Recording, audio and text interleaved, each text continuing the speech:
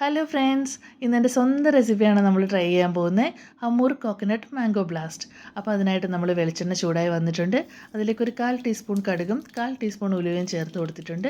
അതൊന്ന് പൊട്ടി വരുന്ന സമയത്ത് വേണം അതിലേക്ക് നമുക്ക് ചെറിയൊരു കഷ്ണം വെളുത്തുള്ളി, ഒരു ചെറിയ കഷ്ണം ഇഞ്ചി, 6 പച്ചമുളക്. ഇതിപ്പോൾ എരിവ് കൂടുതൽ വേണമെങ്കിൽ കൂടുതൽ പച്ചമുളക് എടുത്തോണേ. പിന്നെ കുറച്ച് കറിവേപ്പിലയും കൂടെ നമുക്ക് ചെറുതായിട്ട് അരിഞ്ഞ് ചേർത്ത് കൊടുക്കാം. പിന്നെ ഇതൊന്ന് ഫ്രൈ ചെയ്ത് വരുമ്പോൾ നമുക്കതിലേക്ക് പച്ചമാങ്ങ ചേർത്ത് കൊടുക്കണം. അപ്പോൾ പുളിക്കായിട്ട് നമ്മൾ മാങ്ങയാണ് യൂസ് ചെയ്യുന്നത്. അപ്പോൾ നല്ല പുളിയുള്ളതുകൊണ്ട് ഒരു കഷ്ണം ഞാൻ എടുത്തിട്ടുള്ളൂ. അപ്പോൾ ഇനിയിപ്പോൾ കുറവാണെങ്കിൽ ഒരു മാങ്ങ മുഴുവനും ചേർത്തോളൂ കേട്ടോ. അതും ചെറുതായിട്ട് അരിഞ്ഞ് തന്നെ ചേർക്കണേ. അതിനെ ഒന്ന് നന്നായിട്ട് മിക്സ് ചെയ്തെടുക്കാം. ഈ സമയത്ത് നമുക്ക് ഒരു കപ്പ് തേങ്ങ ഒന്ന് നന്നായിട്ട് മിക്സിയിൽ അടിച്ചെടുത്തിട്ട് അതിൻ്റെ പാലൊന്ന് പിഴിഞ്ഞ് മാറ്റി വെക്കണേ. ഇത് ഫ്രൈ ആയ ശേഷം അതിലേക്ക് നമുക്ക് ചേർക്കാനുള്ളതാണ്.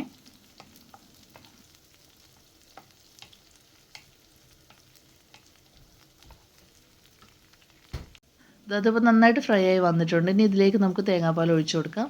തേങ്ങാപ്പാൽ ഒഴിച്ച ഉടനെ നന്നായിട്ട് ഇളക്കി കൊടുക്കണേ, അല്ലെങ്കിൽ ഇങ്ങനെ പാല് പിരിഞ്ഞ പോലെ കിടക്കും കേട്ടോ. ഇനി ഇതിലേക്ക് ആവശ്യത്തിനുള്ള ഉപ്പ് ചേർത്ത് കൊടുക്കുക. ഉപ്പ് ചേർത്ത ശേഷം നമുക്ക് തിളച്ച് വരാനായിട്ടൊന്ന് വെയിറ്റ് ചെയ്യണം. തിളച്ച് വന്നതിന് ശേഷം മാത്രമേ നമ്മളിതിലേക്ക് മീൻ ചേർക്കാൻ പാടുള്ളൂ.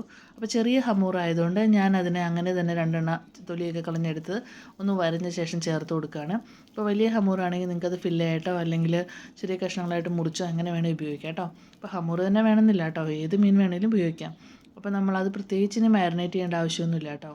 നന്നായിട്ടൊന്ന് വൃത്തിയാക്കി എടുത്താൽ മാത്രം മതിയേ. ഇപ്പോൾ നന്നായിട്ട് പാല് തിളച്ച് വന്നിട്ടുണ്ട്. ഇനി ഇതിലേക്ക് നമുക്ക് മീൻ ചേർത്ത് കൊടുക്കാം.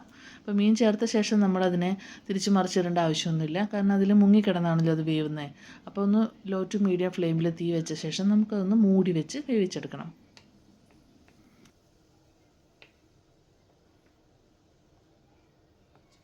ഈ കറി നമ്മൾ ശരിക്കും കഴിക്കുമ്പോൾ ഉണ്ടല്ലോ, നല്ല ഫ്രഷ് മീനാണെങ്കിൽ കുറച്ചുകൂടെ നല്ലതായിരിക്കും കേട്ടോ. അപ്പോൾ നമുക്ക് ശരിക്കും ആ ഒരു കോക്കനട്ട് മിൽക്കിൻ്റെ റിച്ച്നെസ്സും അതുപോലെ മാങ്ങയുടെ പുളിയും ആ പച്ചമുളകിൻ്റെ ചെറിയൊരു എരിവും ശരിക്കും വായിൽ ഓരോരോ ഫ്ലേവറുകളായിട്ട് ഇങ്ങനെ ബ്ലാസ്റ്റ് ചെയ്യുന്നൊരു ഫീലിംഗ് ആയിരിക്കും. അപ്പോൾ അതുകൊണ്ടാണ് കേട്ടോ ഞാനിതിന് അങ്ങനെ ഒരു പേരിട്ടിരിക്കുന്നത്. അപ്പോൾ എന്തായാലും ഇതൊന്ന് വെന്ത് വരട്ടെ. ഒരു 5 മിനിറ്റൊക്കെ മതി കേട്ടോ. ഇതിന് വളരെ വേവ് കുറവാണ് ഈ മീൻ. അപ്പോൾ ഓവറായിട്ട് നമ്മൾ കുക്ക് ചെയ്ത് കഴിഞ്ഞാൽ അത് പൊടിഞ്ഞു പോകും. അപ്പോൾ വല്ലാണ്ടിട്ട് തിരിക്കാനും മറിക്കാനൊന്നും നിൽക്കണ്ട കേട്ടോ. അതിൽ തന്നെ കിടന്ന് ഇങ്ങനെ വെന്ത് വന്നോട്ടെ. ഇടയ്ക്കിടയ്ക്ക് നിങ്ങൾ ആ തവി കൊണ്ട് ഒന്ന് തുറന്ന് നോക്കിയ ശേഷം ഇങ്ങനെ ആ കോക്കനട്ട് മിൽക്ക് ബാക്കിയുള്ളതിൻ്റെ മുകളിലേക്കൊന്ന് ആക്കി കൊടുത്താൽ മതിയേ. ഇതിപ്പോൾ നല്ലോണം ഒന്ന് വറ്റി ഡ്രൈ ആയി വന്ന് തുടങ്ങിയിട്ടുണ്ട്. ഇനി നമുക്കിതിൻ്റെ തീ ഓഫ് ചെയ്തൊന്ന് പ്ലേറ്റ് ചെയ്ത് മാറ്റാം. ഈ ബാക്കിയുള്ള ഗ്രേവി അതിൻ്റെ മുകളിലേക്ക് ഞാൻ ഒഴിച്ചു കൊടുക്കുകയാണേ. അപ്പോൾ അത് ചെറുതായിട്ടൊന്ന് തണുത്ത് വരുമ്പോൾ അതിലേക്ക് തന്നെ കോട്ടായി വന്നോളൂ. ഇതിപ്പോൾ ചോറിൻ്റെ കൂടെയോ അല്ലെങ്കിൽ ഇപ്പോൾ ചപ്പാത്തിയുടെയോ അപ്പത്തിൻ്റെ എന്തിൻ്റെ കൂടെ വേണമെങ്കിൽ നമുക്ക് കഴിക്കാം. നല്ല അടിപൊളി ടേസ്റ്റാണ് കേട്ടോ. അതുപോലെ വളരെ എളുപ്പത്തിൽ നമുക്ക് റെഡിയാക്കി എടുക്കാനും പറ്റും. അപ്പോൾ നിങ്ങളെല്ലാവരും എന്തായാലും ട്രൈ ചെയ്ത് നോക്കണേ. അതുപോലെ നമ്മുടെ ചാനൽ സബ്സ്ക്രൈബ് ചെയ്യാനായിട്ട് മറക്കല്ലേ. താങ്ക്